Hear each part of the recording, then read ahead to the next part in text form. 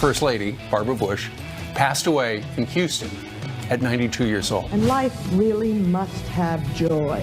It's supposed to be fun. She walked the walk. She lived this life. She never apologized to anybody for who or what she was. Mike Pompeo met with Kim Jong-un over Easter weekend in Pyongyang. The meeting, an effort to lay groundwork for a summit between Kim and President Trump. I think that they have shaken the dictatorship so badly, they may get to a deal. That would be a historic achievement. Horror at 30,000 feet. A woman killed after a plane engine explodes, nearly getting her sucked out of the window. What do you say to the families of victims of criminal illegal aliens? I think Fox News exploits this issue. We have criminals that do horrible things all the time. I've been gone for a year. I'm like a breakup he can't get over. I'm out there living my best life. He wakes up in the morning and tweets at me. He kissed me in public. I was so excited. And that was it. I just can't tell you how much I love him.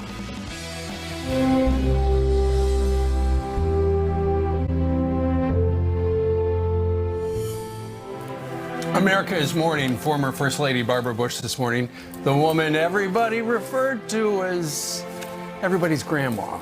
She was the matriarch of the Bush dynasty and passed away at the age of 92 years old, surrounded by her family. Apparently, her husband didn't leave her side yesterday, and she died at her home in Houston. I worry about him because of his own health struggles and the trauma of this happening. And that's where we find Adam Housley. He is live as tributes pour in from both sides of the aisle and around the world. Hey, Adam. Hey, Brian. Yeah, so many people had so many stories about the former First Lady, whether you knew her or not, whether she spoke at your school, whether you saw her on television, or whether you were someone that interviewed her. There are so many tributes coming in. We have a live look right now at the church where everything will take place later this week. The flags here at half staff. In fact, all throughout Houston, we flew in, I should say, last night. And as we drove through town, everywhere you look, including even here where I'm standing, the home behind me, all the flags are at half staff in memory of Mrs. Bush, who will lie in repose at St. Martin's Episcopal Church in Houston, Texas on Friday. Funeral services on Saturday at that same church, followed by her burial at the Bush Presidential Library in College Station, Texas. That'll be her final resting place next to her daughter, Robin. We have three family statements for you so far. George W. in part says, quote, "Mom kept us on our toes and kept us laughing till the end. I'm a lucky man that Barbara Bush was my mother. Our family will miss her dearly." President Trump saying in part, "She will be long remembered for her strong devotion to country and family, both of which she served unfailingly well." Jeb Bush, her son, the former governor of Florida, says, "I'm exceptionally privileged to be the son of George Bush and the exceptional, gracious, generous, fun-loving, tough, smart, graceful woman who was the force of nature known as Barbara Bush." As for public service, there's been so many people calling and recalling her public service as a rock. For example, President Obama says, "She'll be remembered for passing those American values on to her children, her grandchildren, her great-grandchildren, and to the countless citizens whom she and George inspired to become points of light in service to others." Former President Clinton saying, quote, "She was fierce and feisty in support of her family and friends, her country, and her causes. She showed us what an honest, vibrant, full life looks like." As you can see, guys, it just seems like every minute something new comes in, a different comment, a different remembrance, a different memorial for Barbara Bush. She touched so many lives. They talk about how in the end she was here with her family around her. It's the way she wanted it. I talked to a close family friend yesterday who said this is the way Barbara would go. She was in charge. She decided to come home and do it on her terms and held her loving husband, the former president, for 73 years' hand as she took those final breaths. Back to you guys in New York. She did indeed. All right, Adam, thank you very much. Live from downtown Houston. You know, Barbara Bush was instantly recognizable with that white hair and that string of pearls and that funny and firmness that she was famous for. Well, you look at someone like this and you say, what can we learn from her experiences? She was married to a man for 73 years. He became president. Her son became president. They lost elections. They won elections. She experienced the death of her little girl when she was 3 years old and died of leukemia. She raised 4 sons and her other daughter, 17 grandchildren and 7 great-grandchildren. Their love right there did all of that. So many generations are affected. Right, and she tried to be effective in all their lives. When you have the 17 grandchildren, you have the 6 kids. A lot of people focus on Bush 43 while he became president. And she would always point out how important the others are just because one of my sons became president. The other thing to point out, too, is that she was just very proud of the role she played. And so the other thing to point out is that you mentioned the white hair. there's a couple of times throughout her life that she became so popular that she couldn't go anywhere without signing autographs and taking pictures. And her husband, who happened to be the 41st president, leaned over and goes, "If you just dye your hair, you wouldn't have this problem." And he said, "Forget about it." Well, listen, when she gave a commencement address at Wellesley, it was such a big deal at that time in the United States. It was carried on all 3 networks. And the message essentially was, and it is so famous, is, listen, at the end of your life, you're going to realize there's more to life than just working. Remember your friends, remember your family. Listen. Decisions are not irrevocable. Choices do come back. And as you set off from Wellesley, I hope that many of you will consider making 3 very special choices. The first is to believe in something larger than yourself, to get involved in some of the big ideas of our time. And early on, I made another choice, which I hope you'll make as well. Whether you're talking about education, career, or service, you're talking about life. And life really must have joy. The third choice that must not be missed is to cherish your human connections, your relationships with family and friends. And that is that last part is so important, because that is why at the end of her life she talked to the doctors and they said there's nothing else we can do. She said, I got to go home. I want to be with my family. Absolutely. She had she was a part of so many historic moments. One of which she has everyday moments that come out too. She has one story in her book where she says she walked into the beauty parlor and the woman said to her, "You look great. How do you feel?" And I answered her, "I feel great, but let me give you a little advice. When you see a friend who's over 75, stop at 'you look great.' Otherwise, you can be sure to get 9 times out of 10 they'll tell you at great length just how they feel. It's horrible to get older and have to listen to others' ailments when yours is so much more interesting." Well, the famous Wellesley speech was she co-wrote with somebody who worked in her husband's administration. His name, Edward McNally, and he was with us about a half an hour ago, reflecting about how inspiring she really was. Faculty, parents. The reason Barbara Bush's speeches are so powerful, other than her voice itself, is that she walked the walk. She lived this life. She never apologized to anybody for who or what she was. She had devoted her life to friends, family, and faith, and it showed. And so when she said it, it had unique moral authority. Anybody who knew her sort of fell in love with her. She was, by many measures, the most remarkable of all the Bushes. Her husband nicknamed her the Silver Fox, and her other nickname was the Enforcer. And if you read Laura Bush's book, she talked about how tough and how strong of a woman she was. She wasn't afraid to tell her kids, that's not right. That's the wrong thing to do, and I need you to change. I remember I remember at Bush 43 had this golf tournament for veterans, and afterwards we had a chance to have lunch with him. And he's sitting around and he just leaned back and he just said, "I cannot believe someone my age has both his parents still alive and able to talk to on a regular basis." He couldn't believe how lucky he was. Absolutely. And not only that, to be able to confer with him and say, "This is what it was like to be president. I could call it president. This is what it's like after being president. I could call it former president." Well, George Bush Jr., her grandson, tweeted out how everyone should pick up a book and read it to your child or your grandchild, or find an opinion different than your own, because that's what she did in so many lives. So wear your pearls today in her honor. Pick up a book, read it to your child, and remember her and her legacy. And this is something I didn't realize until much later in her life. And the reason she had embraced family literacy was because her son, Neil, was dyslexic. And I wound up getting involved in her organization. I went down to Celebration for Reading in Florida a couple of times, and it was always a little intimidating because you're supposed to read out of your books. I read out of my books, and there's Barbara Bush, who started the foundation. A couple of years ago, I went to their house in Houston, and here's a little snippet of our conversation where she talks about, among other things, her favorite rule for life. Let's go back long before you were First Lady. I understand you were jogging in Memorial Park here in Houston, and you were thinking, you know, what can I do to make a difference? And you came up with reading. Literacy. Literacy. And I still feel the same way about it. But we changed our focus from adult literacy, which is what we originally did, to family literacy, feeling that if the mother and the child learn together, it just makes such a difference. Just the fact that we're in 50 states and we were not in one state when we started. There were no programs before, and now we're in 50 states, and we've given away, I think, $60 million. As you look back, which of the stages has been mom, grandma? What's really been satisfying? All of them. Mom, I loved. You know, we had babies so early that I could play golf with George W. and throw him off the golf course for profanity.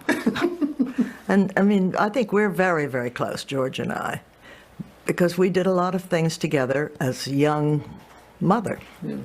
And we went through some very tough times, too, and he was my hero, still is. That hurts when people criticize George W. and don't ever dare do it in front of me.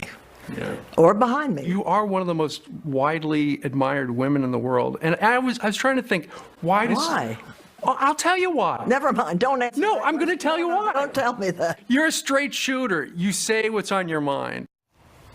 Great interview. Yeah, what was she like in person? She was delightful. She came in, the crew had already set everything up. She made a few adjustments. We had a very long conversation before we started, and then afterwards, I think we sat around and talked for about an hour and a half. I loved it, and there's a clip from that interview that I've seen, and we've played. I think Fox and Friends First, I saw it, when you handed her some socks. I guess her husband's famous for wearing George Herbert Walker was in the other room, and I took him some socks. Okay, you were wearing them, and then you handed her some, and you said, before I do this interview, and she goes, we're going to talk about literacy, right? And you said, well, I want to impersonate your husband because I'm wearing his socks. And she went, okay, fine. She was great. Great personality. Lots of family photos in the back. What was their house like? It was beautiful. You can see, you know what? I'm going to post a couple of pictures from that day on Facebook a little later on. In the meantime, we wanted to hear your reflections on Barbara Bush, and we've got a lot of them. Drake says, no matter what your political affiliation, she represented values of decency, honesty, kindness, and integrity that we as a nation are missing. Kelly says, as a Democrat, I can say that I have the deepest respect for Barbara Bush and her husband's amazing love story. She was a class act and a heck of a lady. Prayers to the Bush family. Alvin is on Facebook as well and writes, the country lost a true grand lady of grace and class. There will never be another like her.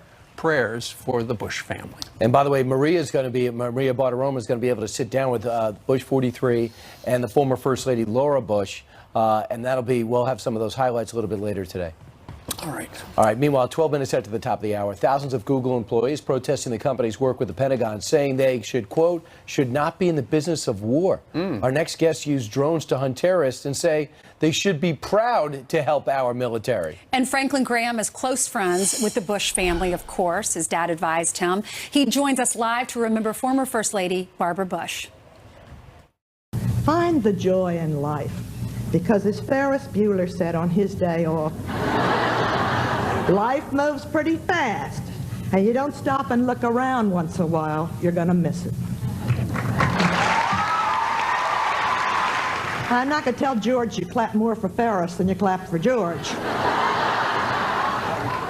Sounds like so sweet.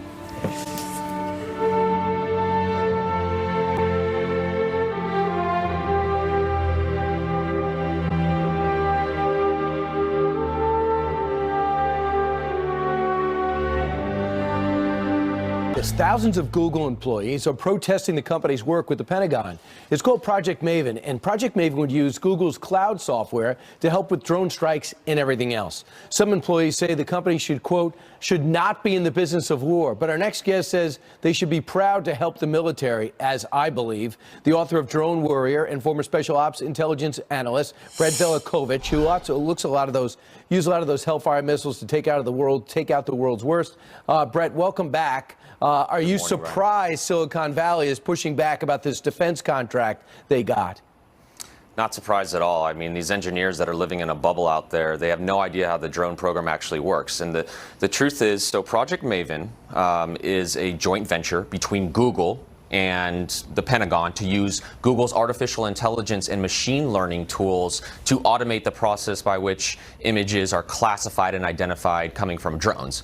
You know, right now, all around the world, the U.S. government is flying hundreds of drones in varying capacities, and those drones are streaming mounds of video and images that are streamed back to headquarters for intel guys like myself to go through that information and pick out items of interest so that we can make better informed intelligence decisions on the battlefield. This AI is supposed to help that. It's supposed to allow analysts to identify things the naked eye can't see. But what we're seeing here now are Google's engineers who have decided that there's some ethical issue with Google supporting our nation with their technology and providing that technology to enhance the warfighter. And it's absolutely absurd to me that with the threats we face in this day and age that this is even up for debate.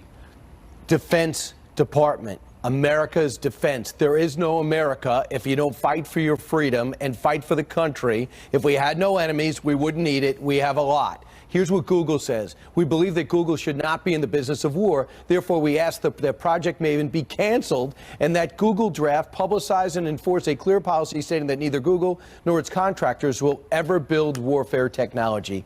Technology in the private sector have fueled success in our wars, going back to World War I when they say that the army that could use rails to get to the front first would win. Now, all of a sudden, at 2018, we put our foot down and keep technology out of it? Exactly. So look, this is Silicon Valley politics at its finest. You know, what happened to the days when you felt pride when the U.S. government called on a private company to help them with these solutions? And I'm seeing this more and more from these Silicon Valley companies that are coming out and they're acting as if it's some sort of crime against humanity to use their technology to help save lives. The whole intent of this project in the first place is to provide the much needed intelligence expertise to save lives on the battlefield. And really, we need more of this, otherwise we're going to have bigger problems. Unbelievable. It's the democracy that allowed those ideas to flourish, and now it needs to be protected, and they want to draw the line. Brett, thanks so much. Thanks, Brian. All right, straight ahead, a bombshell revelation. CIA Director Mike Pompeo and Kim Jong-un in a secret meeting on Easter. We'll have the details when we come back. President Trump tweeting moments ago, quote, Mike Pompeo met with Kim Jong-un in North Korea last week. Meeting went very smoothly and a good relationship was formed. Details of summit are being worked out now. Denuclearization will be a great thing for world, but also for North Korea. The meeting, an effort for the CIA director and Secretary of State nominee to lay groundwork for a summit between Kim and President Trump. President Trump says the meeting location has been narrowed down to 5 places, but will not say where. We're learning more about the woman killed when she was partially sucked out of a Southwest plane. Jennifer Riordan was a mother of 2. Her window was shattered by an engine explosion minutes after takeoff from New York. She was pulled waist up out of the plane. Fellow passengers raced to pull her back inside the cabin. The plane making an emergency landing in Philadelphia, where passengers relived those horrifying moments. As the plane was just going down, we literally just felt like we were just falling from the sky. I looked to my left and the engine's just totally done. The pilot, Tammy Jo Schultz, being hailed a hero for navigating that flight back to the ground. She was one of the first female fighter pilots in the U.S. Navy. The NTSB is investigating. Guys. Thank you very much. James Comey not slowing down following the release of his new tell-all assault on the president. If it felt like you were working for a mob boss, were you surprised that you got whacked? Because that's what they do. I actually was quite surprised because I thought I'm leading the Russia investigation. Even though our relationship was becoming strained, there's no way I'm going to get fired or whacked. Well, it didn't turn out to be right. Here for its reaction, former special counsel to President Bill Clinton, author of The Unmaking of the President, Lanny Davis. Lanny, good morning to you. Good morning. Good morning. He should have been fired, I wouldn't use the word whacked, by Barack Obama, not by President Trump. Well, Lanny, I'll tell you what, this is how wrong you are. He says that Barack Obama told him he did a great job. He did an honorable thing. And that's how he lauds Barack Obama. Well, it depends upon the moment. I suppose President Obama was being cordial as he was leaving the presidency, but everybody knows, everybody, that a investigator or an FBI director is not allowed to talk about the evidence and disparage somebody without charging. Somebody at the Justice Department told me there's one thing we never do here. We don't shame and not charge. That's what Comey did on July 5th. And when he wrote his letter on October 28th, he violated 50 years of policies of the Justice Department to do nothing within 60 days of an election. And you know why he gets to violate those rules? Because he's James Comey. It's about I. Last night on Colbert, how many times in his book does he use the word I? It's only about James Comey. He should have been fired. What was your reaction to that interview last night as far as his presence is concerned? He seemed like, to me, he was much more relaxed. He's having fun with this. He's joking around, and he's enjoying this book tour. Of course. It's about Comey. It's always about Comey. When he said he had two choices about writing his letter, to conceal and reveal, that's a self-serving false choice. Deputy Attorney General Rod Rosenstein and every other lawyer that I've talked to says it's a false choice. You're an FBI investigator. You keep quiet. It's not called conceal. It's called following the rules of due process. Sure. But only James Comey gets to decide to break the rules of the Justice Department, of due process. You know why? Lanny, he's James Comey.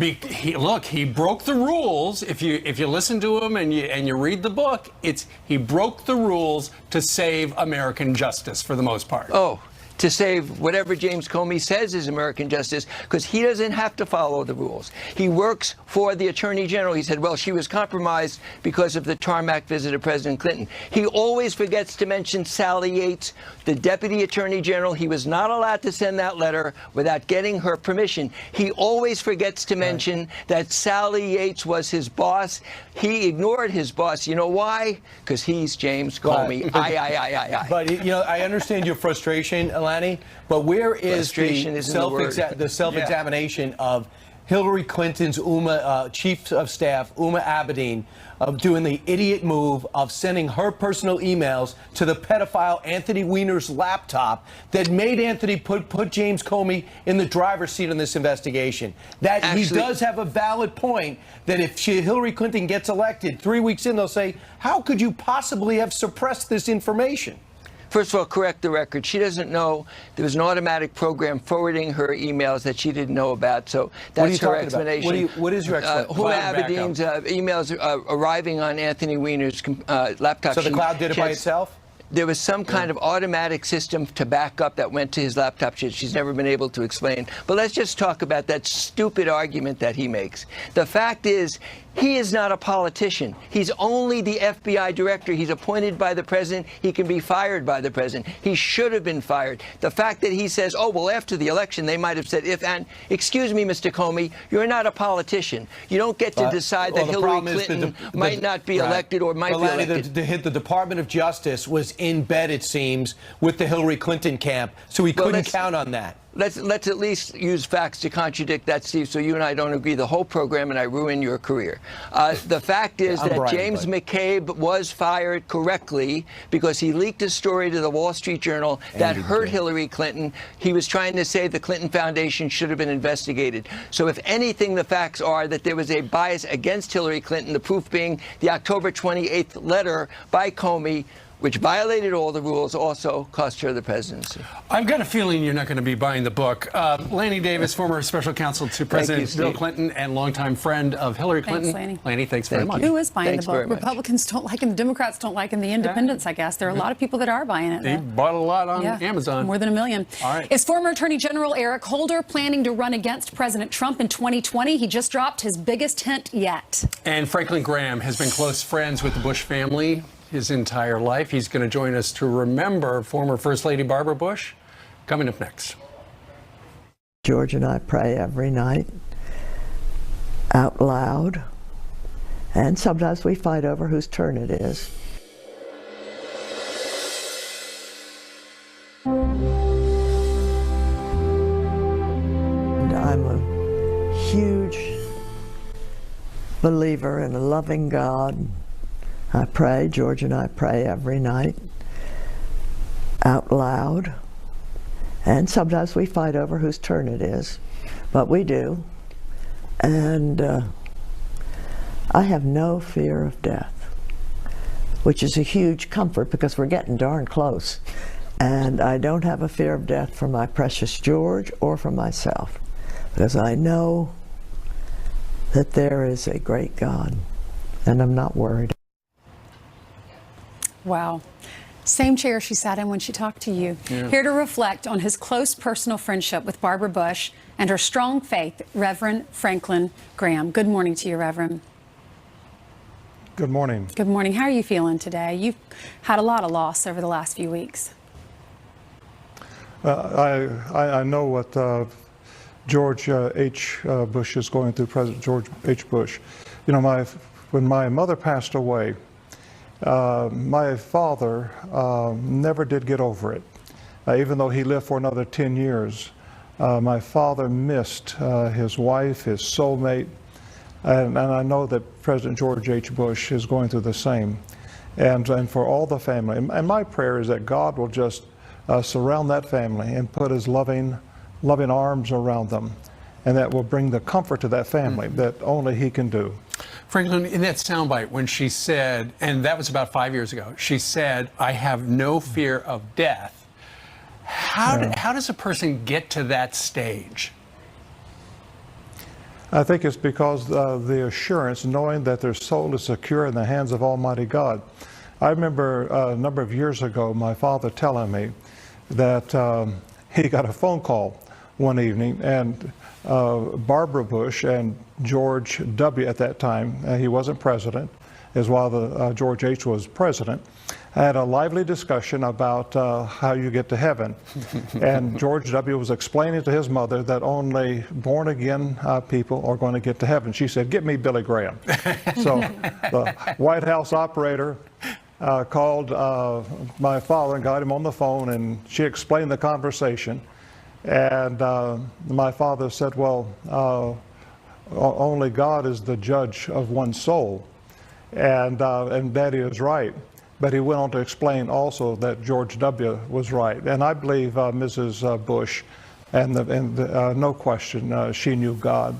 And I believe she had put her faith and trust in Jesus Christ. And so that's the comfort for all of us who put our faith in Christ. You see, it's Jesus that took our sins to the cross. He died in our place. We deserve death because of our sins. But the Bible tells us that God so loved the world that whosoever believeth in him shouldn't perish but should have everlasting life. And so that's, I know that was her hope, and that's our hope as all believers, that one day we'll be in the presence of Almighty God, not because we're good people, but because we've been saved by the blood of the Lord Jesus Christ. I mean, everything you read is the Grahams and Bushes were very close. And there's a story in Barbara Bush's book on Reflections that after the crushing defeat to Bill Clinton, there was an inaugural to go to. And Bill Clinton, if I have the story right, asked your dad to do the invocation. And what your dad said is called up President Bush, 41, and said, "Hey, do you mind if I do this?" He said, "Of course, go ahead and do it." I guess he might have thought, you know, am I looking like a traitor if I'm with the guy that just beat you? Can you explain, can you talk about that? Well, of course, and my father was very sensitive because he knew how difficult this was for the Bush family. But at the same time, my father realized that this was also another opportunity to bring God into the political debate and to bring God before the nation. And President Bush understood that, and that's why he agreed, because he knew that my father was not there to support a politician, but he was there to support the office of the presidency and to support our nation and remind our nation to look to God. What made them, I feel like it truly was, as Tom Brokaw said, the greatest generation. What made them, they've been married for 73 years. Is it the fact that they prayed together every night? What is the secret? Oh, you know, my mother, someone asked her that. She said, a strong marriage takes two good forgivers. And I think that's probably maybe the secret to this long marriage. And, you know, it also, Barbara said that she never kissed another man. And that is wonderful. You don't hear about that today. So many people go out and have so many sexual experiences before they try to get married. And yet she had never even kissed another man until she met George H. Bush. And so that's just, I think, part of it. She gave him her life, and he did the same. And they were each other's not only best friends, but they were soulmates, lovers, partners in life. And that's the way it was with my mother and father. And, you know, my mother and Mrs. Bush had something in common. They both loved pearls. My mother always had a string of pearls. Mrs. Bush always wore a string of pearls. And when my mother was dying on her deathbed, she wanted her pearls around her neck. That's great. And I think that it has to be generational, but I just look at Mrs. Bush, I see these pictures on television, and she's got that string of pearls. And she was such a classy lady, just a class act, and she's going to be missed. We'll miss her voice. She had such a great sense of humor. And Franklin, it's so great that you came on and talked to your personal experiences about people that were internationally known. You made them even seem more human and more real. Franklin Graham, thanks so much. Thank you so much. God bless you and your family. Hope you're doing okay. All right. God bless you. Thank you. Indeed. It is now 20 minutes before the top of the hour, and this is a Fox News alert. The chemical weapons inspection in Syria, the inspectors in Syria, delayed because of gunfire. Fox News has confirmed gunshots were apparently fired while the UN security team was visiting Douma, Syria. The weapons inspectors want to investigate that suspected chemical attack from the Assad regime that left dozens of people, moms, babies, dead. The State Department says sanctions against Russia are not off the table. All right. Connor Powell is joining us right now from our Mideast newsroom with the very latest. Connor? Well, good morning. Well, the Syrian government has been saying for about a week or so now that Douma is fully under the control of the Syrian government and the Assad regime, and that inspectors could go in there to check out the claims of a chemical weapons attack. Now, we thought that could begin as early as this morning, but there was a delay, and now we're hearing that that delay is in fact because the security team, as part of this inspection group, was actually shot at. Now, this follows journalists from the Associated Press, the Britain's Independent newspaper, CBS, that were all in Douma just in the last couple of days or so. So it's not clear what has changed in terms of the security situation, but this inspection team is now being delayed yet again. And this is one of the concerns that the international community, including the United States, have had with the Russian and the Assad regime's attempts to get inspectors in there, is that they felt that there would be foot dragging, that there would take forever to get inspectors in there. Now we're hearing that they have been shot at. It isn't clear who was doing the shooting, but this is another concern about the willingness of the Assad regime to actually get inspectors in there. Guys, back to you. Well, we'll see what happens. All right, Connor, thank you very much. Reporting live from Jerusalem. Let's just assume it was a gas attack. We have the video. Meanwhile, a sanctuary showdown between Governor Jerry Brown and our own Griff Jenkins. I like Griff better. The confrontation you got to see. With all due respect, you have more than a dozen communities. With all due respect, I want to protect people. And for you to say that we don't care about victims is really a culmination. You had your Fox nonsense.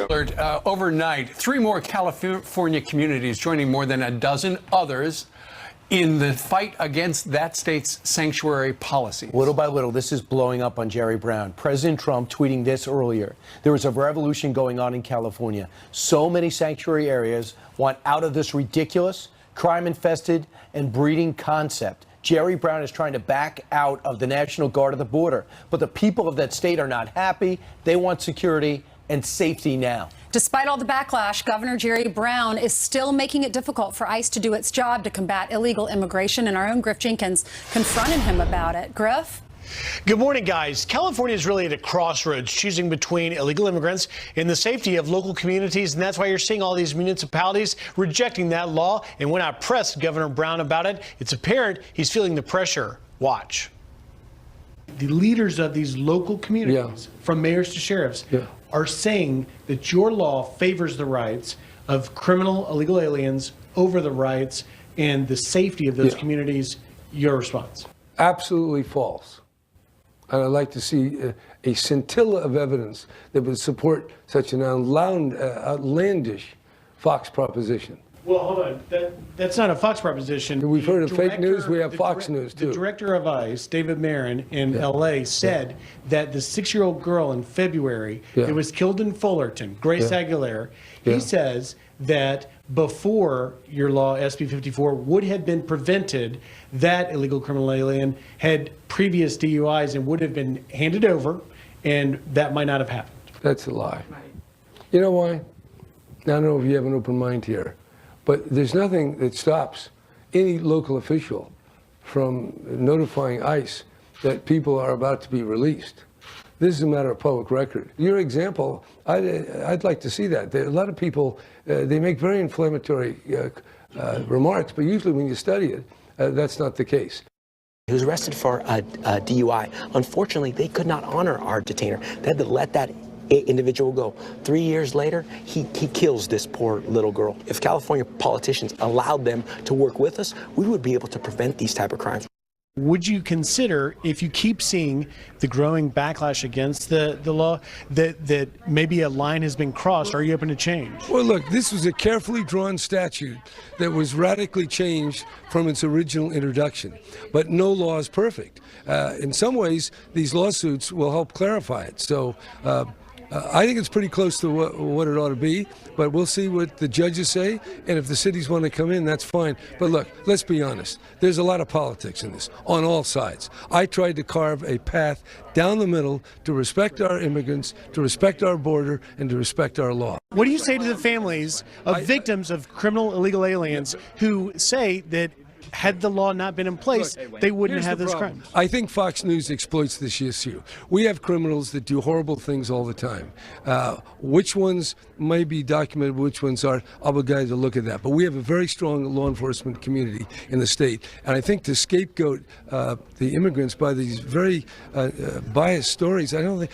Look, with all due respect, you have more than a dozen communities... With all due respect, I want to protect people. And for you to say that we don't care about victims is really a culminate. You had your Fox nonsense, Governor. Speaking of protecting people, guys, this law also forces ICE agents now to go out in the community to track down people they have detainers on, which puts the agents at much greater risk than a peaceful handover from local law enforcement. Yeah, he would not want to take those questions from law enforcement to get the answers, and he walked away. That's probably noteworthy. It's who's more important, Americans or illegal immigrants? He sees a difference. Griff, thanks for pressing him on all that. Good job. Thank you. You're welcome. These images are terrifying. A woman killed after a plane engine explodes, nearly getting sucked out of her window. People were pulling her back in. How could that happen? An expert pilot is here to weigh in on that.